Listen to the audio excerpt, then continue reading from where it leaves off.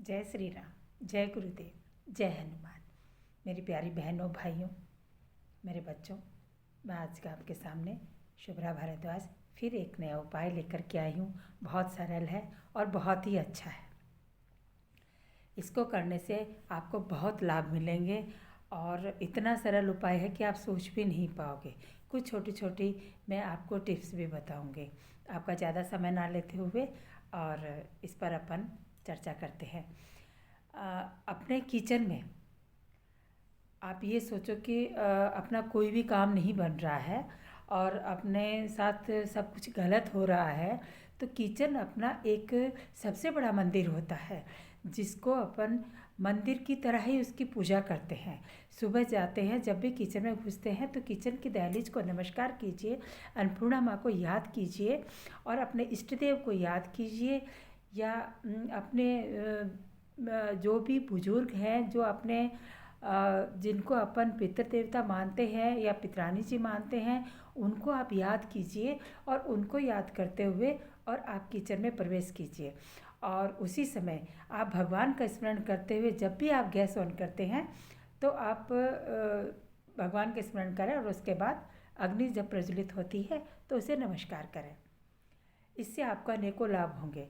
दूसरा, आप ध्यान से सुनिएगा, बहुत छोटी छोटी बातें हैं। दूसरा, जब आप खाना बना चुके होते हैं, ठीक है, उसके बाद अपन गैस की सफाई करते हैं और चूल्हा साफ़ करते हैं। किचन बिल्कुल क्लीन रखिएगा हमेशा, उसमें ही आपके घर की तरक्की होती है, उसमें ही अन्नपूर्णा का वास होता है। जब तक किचन गंदा रहेगा अपने पास कोई भी पॉजिटिविटी नहीं आएगी, सभी निगेटिविटी आएंगी। और कुछ भी आप कर लीजिएगा, जूठे बर्तन छोड़ोगे तो भी, गंदगी किचन में रखोगे तो भी, स्लेब आपकी साफ़ होनी चाहिए, आपकी टाइल्स चमकती हुई होनी चाहिए कि आपका किचन में घुसने को मन करे।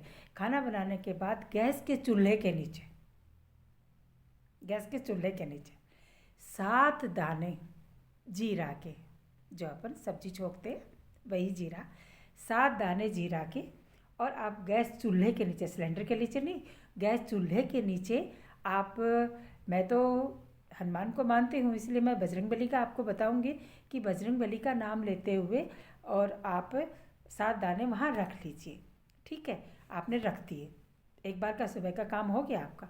ठीक है, फिर उसके बाद इष्ट देव को आपने याद किया, जो भी आपके इष्ट देव है। मैं आपको ये नहीं कहूँगी कि आप हनुमान को ही याद करें, आपका जो भी इष्ट है, जिस देवता को भी आप ज़्यादा जानते हो, ज़्यादा मानते हो, ज़्यादा पूजा करते हो, उन पर आपको अटूट विश्वास होना चाहिए और उन्हीं का आपको स्मरण करना चाहिए। ठीक है, बालाजी का मैं इसलिए बताती हूँ कि मैं बालाजी की बहुत बड़ी सेविका समझो या भक्ति करती हूँ, आप कुछ भी समझो। बालाजी हर काम को बहुत अच्छे से कर देते हैं क्योंकि साक्षात देव है वो, इसलिए मैं हनुमान जी का बताती रहती हूँ आपको। अब होना क्या है कि जब शाम को आप खाना बनाओगे, ठीक है, तो एक पूरी कागज़ ले लो और उसमें 7 दाने, वही जो 7 जीरा रखे हैं आपने, उनको एक एक करके उठाइए और बोलिए कि हनुमान तुझे मेरे घर में आना ही होगा, तुझे मेरे घर में आना ही होगा, हे हनुमान तुझे आना ही होगा, तू ना आए तो अपनी सेना को भेजना ही होगा, तुम मेरे घर आओगे, ज़रूर आओगे, तुम्हें आना ही होगा। और उस जीरा को आप पुड़िया बांध करके रात को अपने सिरहाने रख दो।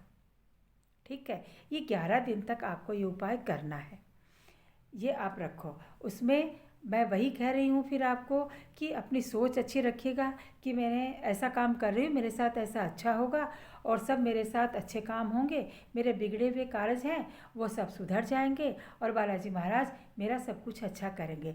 और आप उस पुड़िया को रख दीजिए। अब सुबह आपको क्या करना है, सुबह आपको उठना है, उस जीरा को आप अपने घर के किसी भी पौधे में डाल सकते हैं, कोई दिक्कत नहीं है, क्योंकि हर जगह ज़रूरी तो नहीं कि पानी प्रवाहित होता ही हो और वहाँ पर अपन रोज़ डालने चाहे, ऐसा भी संभव नहीं होता। तो उसको किसी भी आप अपने घर के गमले में रख दीजिए और वो आपको बहुत लाभ देगा। दूसरा, मेरी माता और बहनों से मैं एक गुजारिश और कर रही हूँ कि अगर कोई भी बालाजी की भक्ति करती हो, कोई भी मेरी बहन, भाइयों को तो खैर जैसे जाना है वैसे जाते हैं, उनका कुछ भी नहीं करना है। जैसे मेरी बहनें सुहागिन हैं और वो मंदिर में जाती हैं या अपने घर में पूजा पाठ करती हैं, तो एक नियम बना लें, बाथरूम से आते ही अपने मांग में सिंदूर भरेंगी, ठीक है, माथे के टीका लगाएंगी और दोनों हाथों में चूड़ियाँ रखेंगी। क्योंकि अधिकांशतः होता क्या है, पति पत्नी का झगड़ा भी इसीलिए होता है क्योंकि अपन हर पूजा पाठ में, हर चीज़ में, और अपन कहते हैं मेरे पति की दीर्घायु करना। अरे दीर्घायु कहाँ से करेगा? तुमने ना मांग में सिंदूर डाला है, ना गले में मंगलसूत्र पहना है, ना हाथों में चूड़ी पहनी है, तुमने तो खुद ब खुद ही सब कुछ उल्टा कर रखा है। उसकी जीवन कहाँ मांग रही हो? कुछ नहीं मांग रही। मेरी बातें बुरी लग रही होंगी लेकिन ये सत्य है। कई बहनों को मैं देखती हूँ कि बहुत बड़ा त्यौहार होता है, उसी समय पता लगता है, मुझे वाकई हंसी आती है इस बात पर कि उस दिन पता लगता है कि शादीशुदा थी क्या, क्योंकि कभी मांग में सिंदूर नहीं देखा, कभी हाथों में चूड़ी नहीं देखी, कभी मंगलसूत्र नहीं देखा, क्या वो उसी दिन ही सारा सुहाग आता है? तो अगर आप अपने पति की कामयाबी चाहती हो, पति को स्वस्थ देखना चाहती हो और पति के साथ बहुत प्रेम से रहना चाहती हो, तो मेरी बहनों मैं आपसे बस यही गुजारिश करूँगी कि आप नहाते बाथरूम से आने के बाद तुरंत बाद अपने मांग में सिंदूर भरिए। पूजा करते हो तो अपने माथे से तिलक मत हटाइए कभी भी।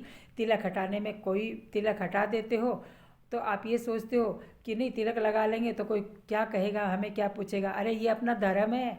जब जिस औरत के और जिस भाई के जिस मर्द के माथे पे तिलक होता है, उनकी एक पहचान होती है कि हम हिंदू हैं। और माथे के तिलक क्यों लगाया जाता है? इससे माथे के बीचों बीच की जो भी अपनी नसें दबी हुई हैं वो जागृत होती हैं। इससे अपन को सोचने की शक्ति मिलती है। बहुत बड़ा लाभ होता है टीका लगाने से, कोई गलत नहीं होता। और मेरे भाइयों, आप जब भी अपने माथे के तिलक लगाएं, दोनों बाहों के बीचों बीच लगाएं, क्योंकि हम औरतें तो बिंदी लगाती हैं ना बाहों के बीचों बीच, और ऊपर तिलक लगाती हैं, इसलिए सब अच्छा लगता है। ऑफिस में जाइए, आप टीका लगा के जाइए, आपको कोई ऐसा नहीं कहेगा कि आप टीका मत लगा के आइए, नहीं, कोई नहीं बोलेगा। तो मेरी बहनों, बस मैंने बहुत ज़्यादा आपका समय ले लिया। फिर कभी अगले वीडियो में एक छोटा सा उपाय लेकर मैं आती हूँ। और सब्सक्राइब कीजिएगा, लाइक कीजिएगा। कमेंट्स बॉक्स में मैंने वो उसमें डिस्क्रिप्शन बॉक्स में गुरुदेव के नंबर होते हैं, उन पे आप जो भी आपको सुझाव लेना हो फ्री ऑफ कॉस्ट वो आप ले सकते हैं। इसी के साथ अपन मिलते हैं। जय श्री राम, जय गुरुदेव, जय हनुमान।